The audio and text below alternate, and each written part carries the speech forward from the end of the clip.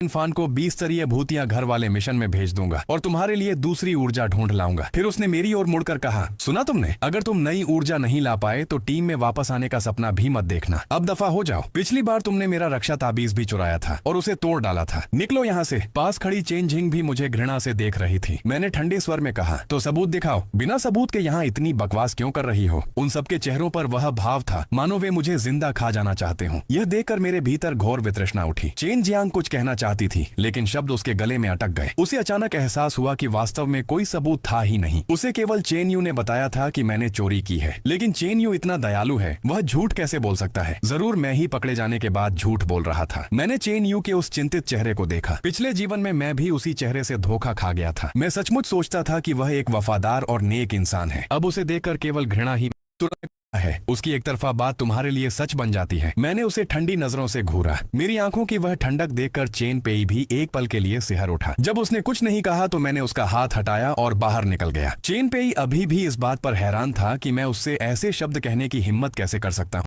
अच्छा व्यवहार किया। अगर हम ना स्वाभाविक था। मानव स्वभाव सचमुच दुखद है। शायद उनकी नजरों में मैं हमेशा एक मस्खरा ही था। मैं उनकी स्वीकृति के लिए कितना परेशान रहता थी।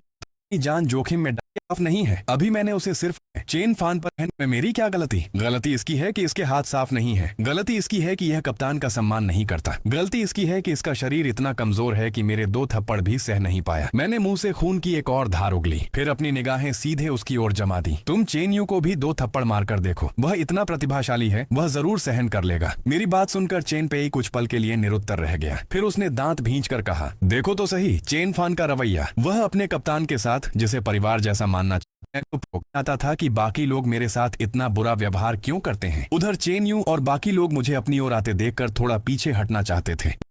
बस इतना कर दो।